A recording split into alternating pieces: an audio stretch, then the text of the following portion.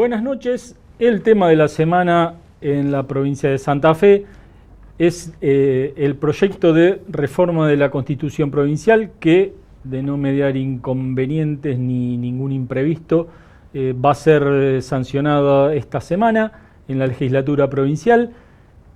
Uno de los protagonistas de los debates y de las discusiones previas que se han dado hasta la llegada al recinto de este proyecto ha sido el diputado provincial de Somos Vida, Emiliano Peralta. Ellos desde ese bloque que preside Amalia Granata han manifestado su posición respecto a el rechazo a la reforma de la Constitución en los términos en la que la plantea el gobierno.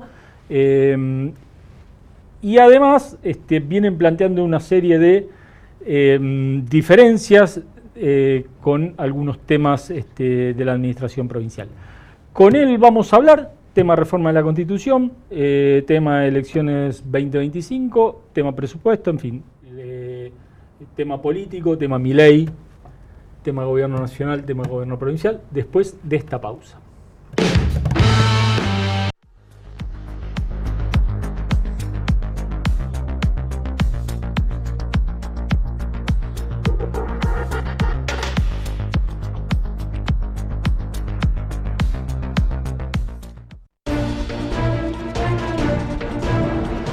Somos País, el noticiero más federal de todos, con periodistas de distintas ciudades, la noticia local clave que se proyecta a nivel nacional, los datos que nos sorprenden, las voces que importan, las imágenes que nos impactan, las historias que nos conmueven. Todos los días una propuesta diferente para la información, el noticiero más federal de todos. Somos País.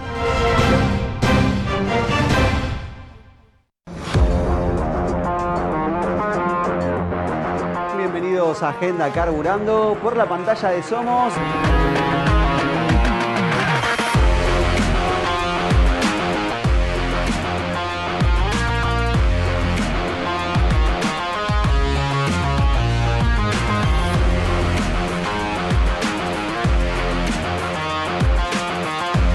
El resumen habitual de todo lo que dejó el deporte motor a nivel nacional e internacional.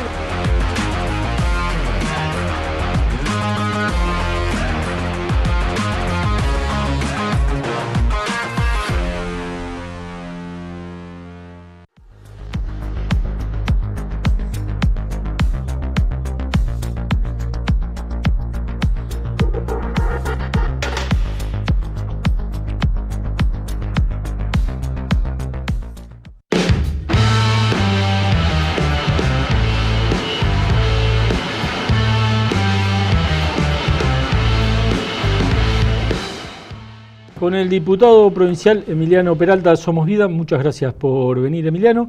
Decía yo en la introducción, semana decisiva para la sanción del proyecto de necesidad de reforma de la Constitución, lo cual, de no surgir nada, ningún imprevisto, se va a votar. Ustedes, desde Somos Vida, así se llama el bloque, sí, que preside Amalia Granata, han planteado su oposición al proyecto. Sí, ¿cómo está? Primero, muchas gracias por la invitación.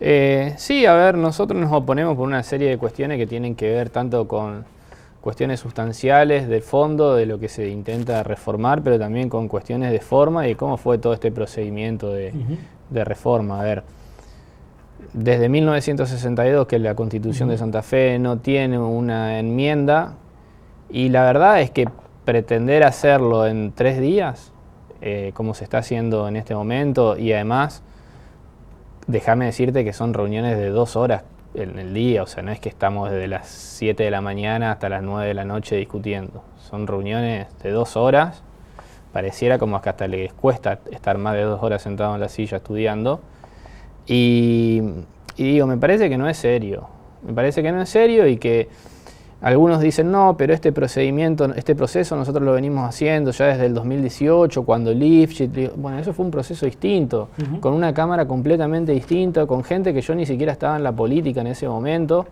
y me parece que porque aquellos que tengan varios años ya o hayan estado en ese momento presentes, no convalida este avance que se ha hecho, que en realidad es lo que sea en el recinto, digamos, no quiero decir puesta en escena, porque es cierto que cada uno de nosotros puede decir, pero en última instancia el dictamen va a ser como un contrato por adhesión. Digamos, la reforma va a ser esta, y si querés firmarla, y si no querés no la firmes. Es como cuando te vas a la EPE, vos no vas a discutir el valor del kilowatt o cómo te lo van a medir. Es esto, y si no querés, bueno, no hay nada. Y en esto pasó más o menos lo mismo. Y la verdad me parece una oportunidad perdida, porque creo que el gobernador tenía la posibilidad de mostrar otra estatura como hombre de la política, como hombre de Estado, y decir, bueno, la reelección no puede ser el eje de la discusión, y en definitiva se está volviendo el eje de la discusión, o hacer como hizo en su momento el ex gobernador Obey, de autoexcluirse de eso. Siempre la reelección del gobernador actual, del gobernador el gobernador en mandato al momento de presentar el proyecto, pasó con Rautenberg en el 94, 95 también, es la reelección del gobernador. El resto parece ser sí, y la verdad es accesorio. Que en eso es lo que yo estoy criticando, y también, además de la temporalidad, digo, de este proceso tan corto, también hacerlo en las sesiones extraordinarias. Yo me acuerdo que el gobernador, antes de asumir, pero después de haber sido electo, dio una nota, dijo: yo no voy a perder un minuto en la reforma constitucional. Bueno, perdió varios haciendo el decreto o firmando el decreto de mandarlo a las sesiones extraordinarias. Y la verdad es que no es el tema, no es la forma, y ya vino pasando con un montón de otras cosas. O sea, este es un modus operandi que tiene el gobernador, que está muy envalentonado, no sé si él a título personal o sus ministros o asesores, pero que bueno, están subidos a la moto del 1.100.000 votos que sacó, con toda legitimidad, pero bueno, esa legitimidad de origen después uno la tiene que ir revalidando en el ejercicio del poder, y fuerza a algunas fuerzas, valga la redundancia, políticas que en principio podríamos ser amigables con algunas gestiones, a que le votemos negativo. Pasó con la reforma previsional también.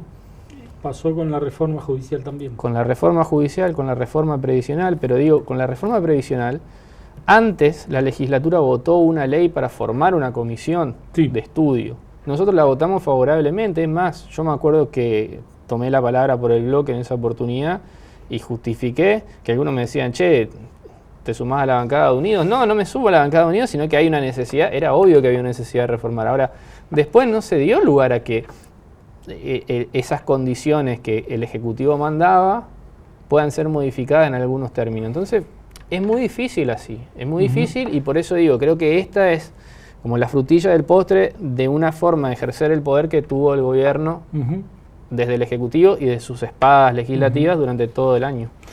Vos decís, y no son los únicos que lo dicen, hay un comunicado del Partido Justicialista que dice, que hace referencia a que antes que cualquier otro artículo de reforma, el tema es la reelección del gobernador. Sí.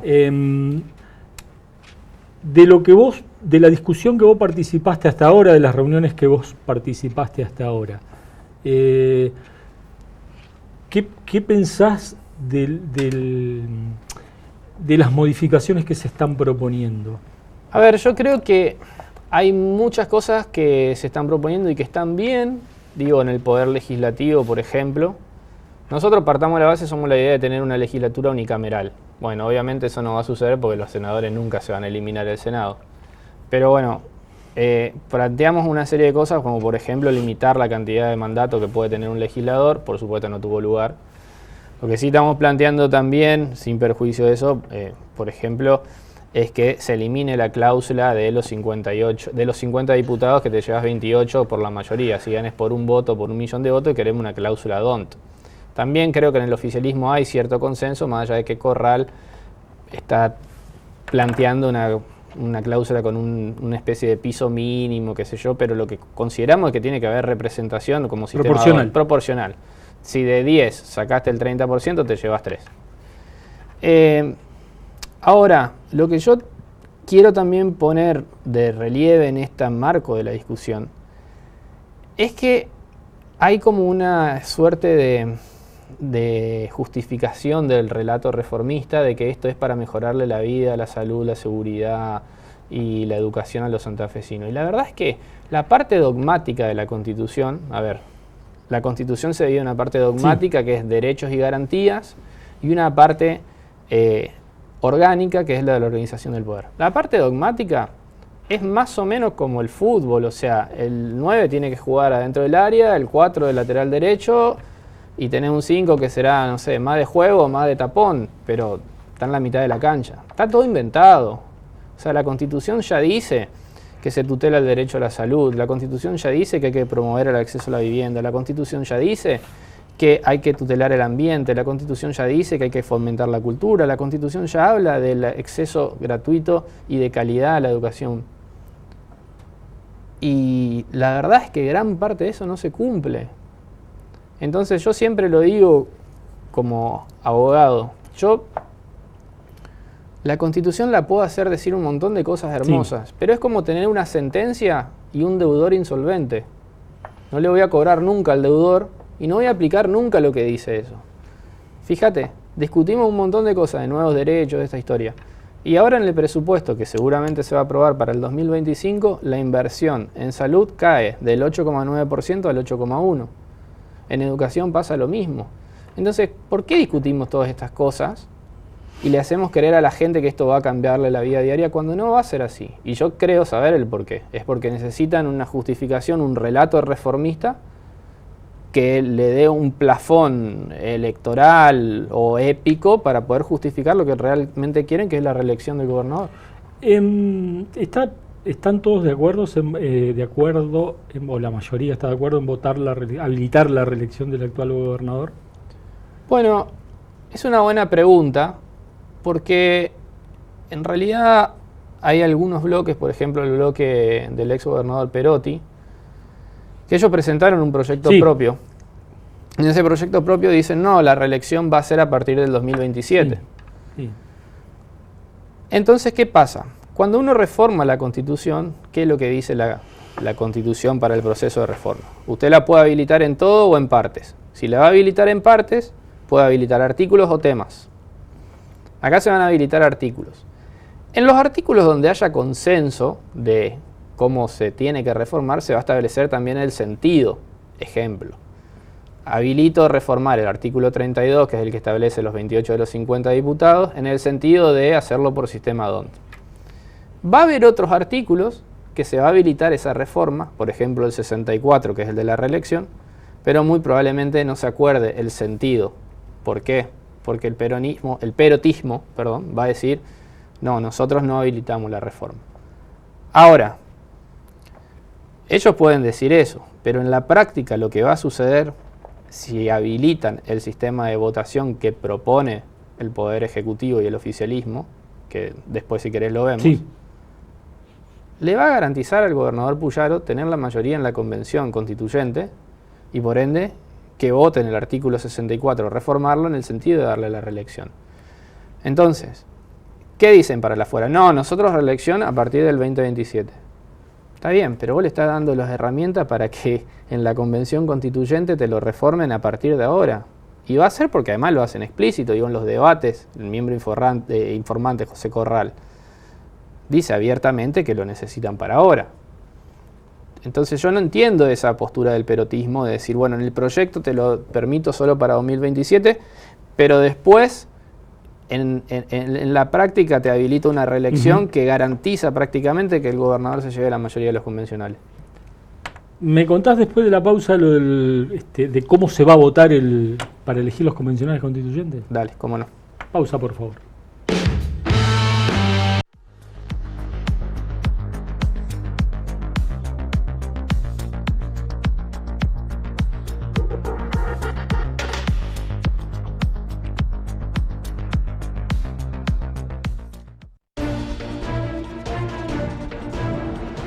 Somos País, el noticiero más federal de todos, con periodistas de distintas ciudades, la noticia local clave que se proyecta a nivel nacional, los datos que nos sorprenden, las voces que importan, las imágenes que nos impactan, las historias que nos conmueven.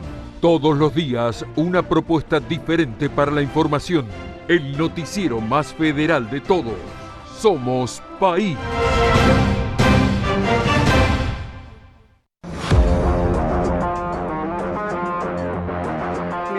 Bienvenidos a Agenda Carburando por la pantalla de Somos.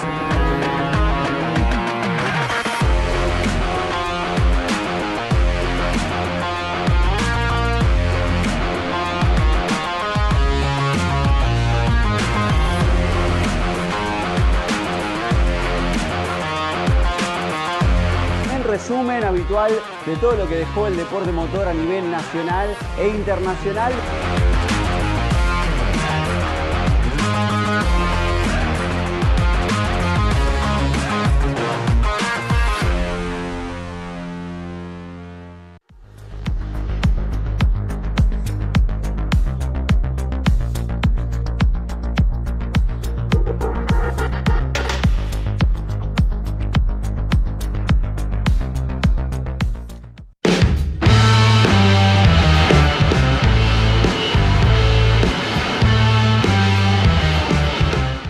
Seguimos con Emiliano Peralta, diputado provincial de Somos Vida. Antes del corte quedaba por charlar respecto al sistema de elección de los convencionales constituyentes que propone el oficialismo. Correcto. Que es similar al que se eligen cada 4 años, o sea, 19 convencionales constituyentes, uno por departamento, como si fueran un senador por cada departamento, y 50 convencionales constituyentes, como si fueran 50 diputados, en este caso por sistema DOT, ¿no? 28 para el que gane y 22 para el resto. Bueno, esa es la propuesta del oficialismo, por supuesto, porque es la propuesta... ¿Eso también necesita los 2/3? Sí, todo, tanto lo que se vota en general como en particular. Esa es la propuesta del oficialismo porque es el modo en el que el oficialismo se va a asegurar una mayoría en la convención. O sea, nosotros ahora, esto lo sabemos, pero por ahí para el que no está en el tema, la Constitución no la vamos a reformar nosotros ahora, la va a reformar una convención en los términos que nosotros le fijemos. Entonces, la Constitución lo único que te dice es, en la Convención Constituyente tiene que haber 69 diputados constituyentes, dice, porque tiene que haber, porque hay 50 diputados y 19 senadores. Ahora, nunca la Constitución te dice que la elección tenga que ser 50 más 19. Entonces, ¿por qué vamos a hacer una distinción legal donde la ley no la hace? Y la respuesta, nuevamente, es porque quieren garantizarse el éxito y la mayoría en la convención. Porque ¿qué van a apelar? Al poder de los senadores en los departamentos, que de los 19 departamentos, 12 son radicales, 1 es socialista, dentro de Unidos, en total 13, y el monobloque del ya senador por 7ª vez, 28 años, Gramajo del departamento 9 de Julio. Entonces con eso, con 14 ahí, más 20, más 21 de los 50, ya se garantizan la mayoría. Que son 35 votos. Exactamente, entonces lo que digo es... acá se evidencia nuevamente este ejercicio autoritario del poder que están haciendo y que van por todo y que no les importa tampoco la calidad institucional o democrática, porque la realidad es que en el proceso de reforma de 1962 se eligieron constituyentes a distrito único. En Entre Ríos, que es bicameral, reformaron la Constitución en el 2007 y se eligieron a distrito único. En La Nación, en 1994, se tomaban a cada provincia como distrito único. Y el Senado, de nuevo, en Santa Fe, sobre todo en las provincias, no tiene razón de ser, no debería ya ni existir. De hecho, de las 24 jurisdicciones en la República Argentina, digo 24, son 23 provincias más Cava, 16 tienen legislativo unicameral, o sea, nosotros somos de los pocos que tenemos Senado todavía. Pero ¿cuál es la razón del Senado en la Nación? Representar a las provincias. ¿Pero por qué? Porque ¿qué existieron primero, las provincias o la Nación? Las provincias, nos llamábamos las Provincias Unidas del Río de la Plata, que delegan facultades en el gobierno federal. Correcto. Y la razón de tener el Senado era que las provincias estén representadas. Pero acá los departamentos no son preexistentes a Santa Fe. Los departamentos son divisiones administrativas, o sea que ni siquiera hay una razón histórica para que tengamos al Senado. Y más aún si le vamos a dar esta otra reválida con este tipo de elección. Porque seamos francos, Gabriel, es imposible, es muy difícil competir con los senadores. con el dinero que manejan, con la influencia de poder que tienen, con la cantidad de años que hacen que están, ¿cómo competí con alguien que hace 28 años? Uh-huh. Ustedes van a participar de las elecciones. Digo porque de aprobarse la ley esta semana, Sí, cosa que va a pasar, sí. se dispara el calendario electoral. Yo creo que el cierre de listas es la primera semana de febrero y las elecciones serían junto con las primarias provinciales en abril. Bueno, eso también hay que definir cuándo va a ser la fecha, eso hay que ponerlo, si va a ser conjuntamente con las otras y si va a haber paso o no, no es menor. Me refiero al paso de constituyentes, porque podría no haberlo. La idea es que haya elecciones directas de constituyentes Sin paso. sin paso con las pasos provinciales. Bien. Ustedes van a participar. Sí, el espacio seguro. Yo personalmente no sé, pero el espacio seguramente. ¿Con qué idea, digamos? A ver, porque esto es ahora. Sí. O sea, eso es. A ver, nosotros tenemos que hacer una consolidación de nuestro espacio político, que nos fue muy bien en el 2023, tenemos que consolidar eso, pero además tenemos que ser inteligentes porque si la elección va a ser como parece, con 19 distritos, tenemos que lograr alianzas o acuerdos estratégicos por lo menos en los departamentos, porque va a haber lugares donde el candidato del oficialismo no va a llegar al 50% y no tiene sentido dividir el voto opositor. Entonces en eso vamos a tener que ser muy inteligentes. Y después está la posibilidad de que hay de que muchos dirigentes que están en partidos ahora tradicionales como el radicalismo y el peronismo, o incluso en el PRO, que no se sienten contenido, que no están cómodos, participen con nosotros. Y bueno, y habrá que ver qué pasa con la Libertad Avanza, que va a ser un nuevo actor acá. A eso quería ir ahora. ¿Hay alguna posibilidad de apoyarse en el gobierno nacional, no sé si buscar un respaldo o la bendición, pero sí alguna manera de actuar coordinadamente o de alguna manera con el gobierno nacional? Mira, Amalia... Para equilibrar recursos, además. Amalia habló con el presidente hace poco, en una charla que tuvieron a través de Santiago Caputo, que es muy amigo del esposo de Amalia. En esa charla fue más de índole personal, en donde, bueno, limaron algunas asperezas que habían quedado del año pasado, se pidieron disculpas mutuamente por algunas cosas, y no se habló todavía de un tema político.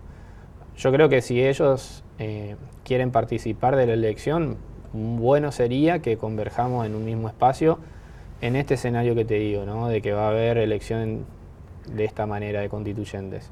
Si uno dijera no, solamente a distrito único, bueno, en última instancia cada uno presenta su lista, la gente elige y después veremos qué coincidencia tenemos. Pero creo que en esto hay que ser estratégico también, porque si no es servir la elección en bandeja. Y la verdad es que tampoco es que nosotros nos estuviésemos o pensemos en aliarnos con el demonio, digo, en el sentido de que a usted puede gustarle o no la Libertad Avanza, pero tenemos muchas coincidencias en el espacio, más allá de que tenemos diferencia muchas veces en las formas o en los modos. Pero sinceramente todavía no hay nada concreto. ¿Existe el espíritu de hacer un gran frente o un frente lo más amplio posible? Digo, Amalia también ha tenido charlas con Lewandowski en el peronismo. Mira, yo no soy muy frentista particularmente. Bien. No soy muy frentista porque después pasa lo que pasa en Unidos, que tenés una UTE, una Unión Transitoria de Empresas, solamente para ganar la elección y después se terminan odiando ahí adentro hasta que baja alguien de la Casa Gris y pone el orden. A mí eso no me gusta, no me parece, no soy partidario de armar esas coaliciones donde juntás el agua y el aceite. O sea, ¿quién hubiese pensado que un socialista iba a estar con un evangélico? A mí hay algunas cosas que me dan risa.